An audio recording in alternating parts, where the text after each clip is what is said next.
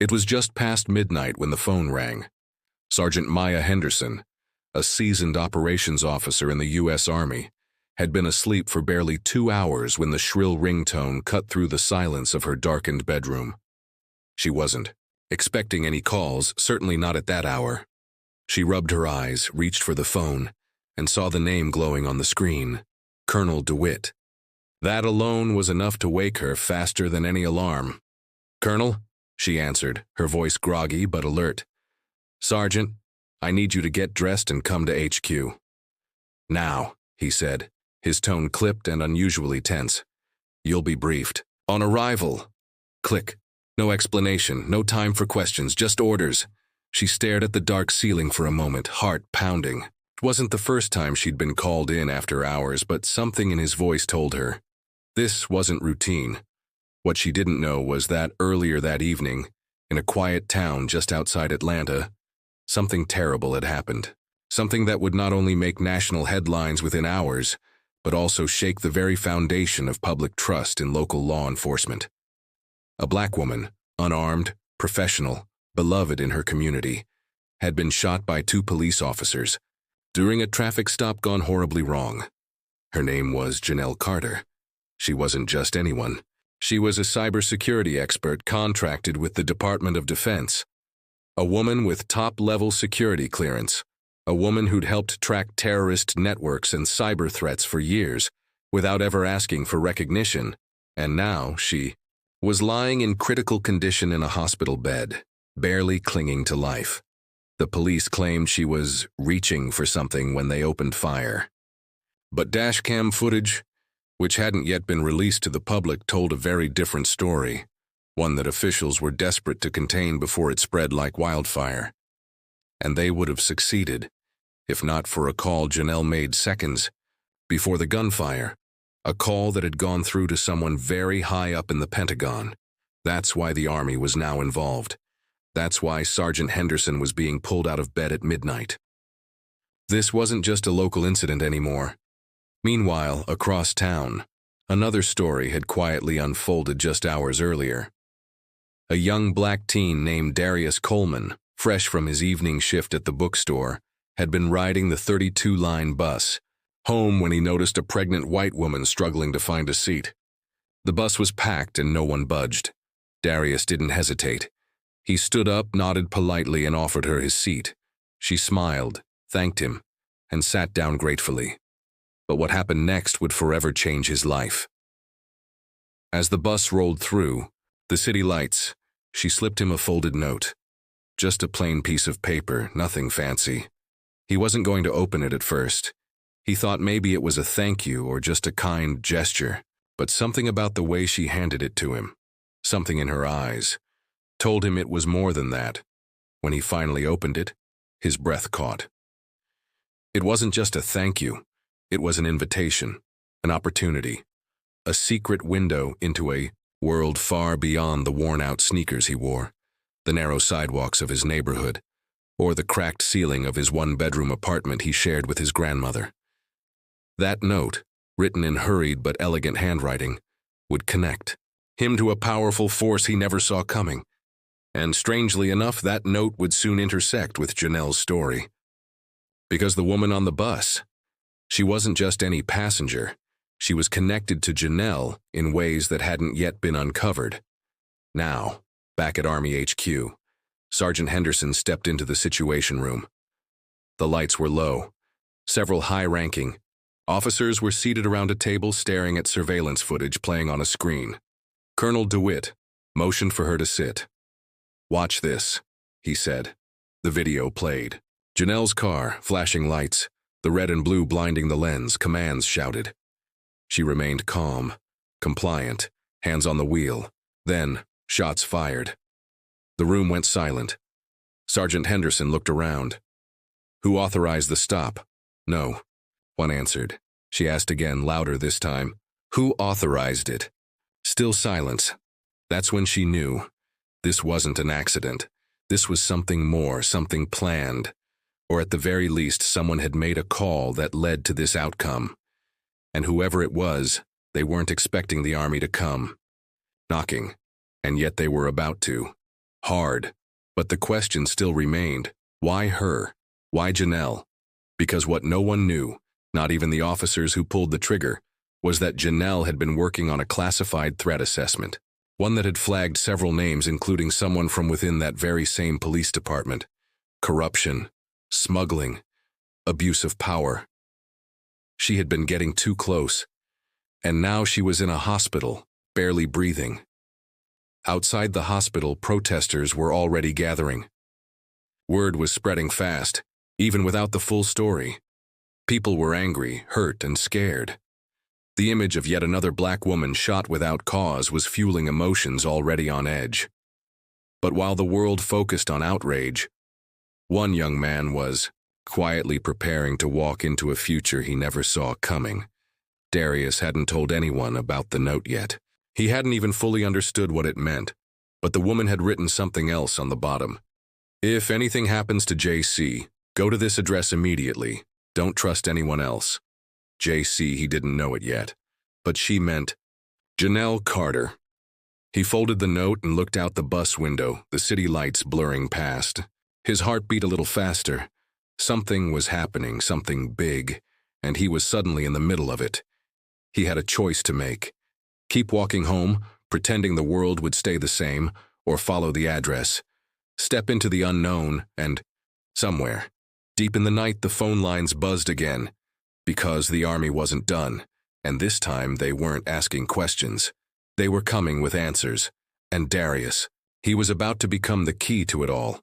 What he didn't know, what no one could know, was that within the next 24 hours, everything would change. Lines would be crossed, secrets would be revealed, and justice, well, justice had a name now, and it had just been written on a folded piece of paper. But before that could happen, something else was coming.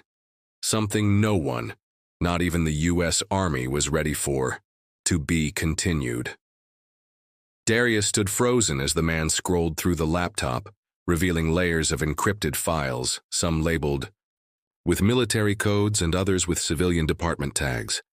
Everything inside him told him he was in over his head, but he couldn't walk away now. Not with Janelle's name written everywhere, not with her photo pinned like a target on the buy. You're not with the words "Find the boy on the bus" now carved into his memory. The man glanced at him. You still don't know what this is about, do you? Darius shook his head. I don't even know who you are.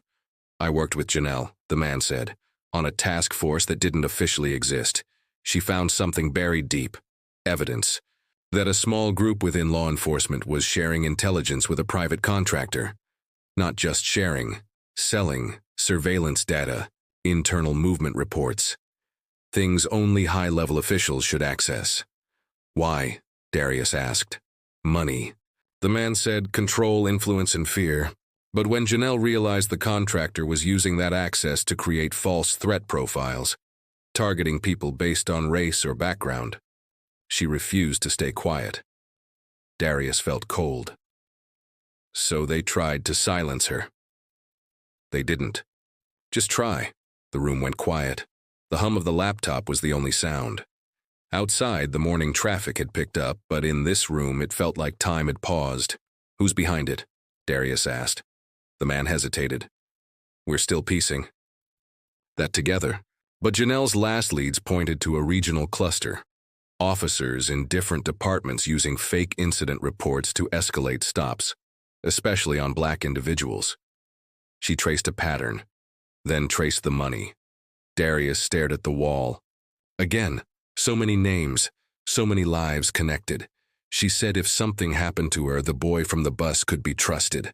The man said again, like he was trying to make sense of it himself. She must have seen something in you.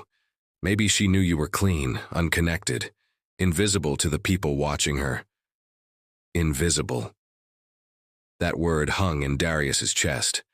For most of his life, it had felt like the world looked through him. But now, people were watching. And not the kind you wanted attention from. Across the city, in a quiet government building, a senior analyst clicked through red flag reports. One file kept flashing. Janelle Carter. Status. Critical. Under surveillance order. That meant someone upstairs was still tracking her, and not for medical reasons. The analyst's screen lit up with a new report. Movement detected. A known associate had accessed her laptop. Location, Midtown Townhouse. Facial match, Darius Coleman. The analyst frowned. Darius's record was clean. No priors, no connections. But now, flagged. A shadow file was created. Surveillance status pending. Back in the townhouse, the man handed Darius a flash drive. "Take this," he said. "It's part of the original backup. It contains video logs, evidence. But more than that, it has her voice. She recorded messages, in case she couldn't finish the job." Darius turned the small drive over in his hand. Why not take it to the media? They'd never touch it. It's too explosive. It would be buried before it ever hit the airwaves. "What about the army?" Darius asked. "They're watching, but someone's leaking from inside. We don't know who we can trust anymore." Darius nodded slowly. Everything felt unreal. Yesterday he was helping a stranger on a bus. Today he was holding state secrets in his hand. Suddenly the sound of tires screeched outside. The man moved fast. He shut the laptop, stuffed it into backpack and handed it to Darius. "Go out the back," he whispered. "Now!" But no time. A knock came at the front door, followed by another. Then a hard bang. "Police!" The man shoved Darius toward the rear hallway. "Run!" "If they see you, they'll detain you. And if they detain you, they'll take the drive." Darius bolted. He dashed through the narrow alley and out into a side street, the backpack tight against his shoulders. He didn't stop running for 5 blocks. At a corner store, he ducked into the bathroom and locked the door behind him. His heart pounded. He splashed water on his face, then opened the backpack, the laptop, the flash drive. A second note taped to the lid. "Trust no one except the voice." He plugged the drive into the laptop. A folder appeared. Carter logs. Inside were several video files. He clicked the first one. Janelle's face appeared on screen. She looked tired, her eyes sharp, voice steady. "If you're seeing this, something's happened. I've been followed, threatened. I believe some officers are operating under false directives using federal data to build personal power. They're disguising racism as protocol. I've compiled the proof. If you're hearing me, you need to finish what I started." The video glitched, then ended. Darius sat back. The room was too quiet. His reflection in the mirror looked older somehow. He turned the faucet on full blast, letting the sound drown his panic. He couldn't go home, not now. He didn't know who was watching, and he definitely couldn't go to the police. He needed help. Real help. He thought of someone.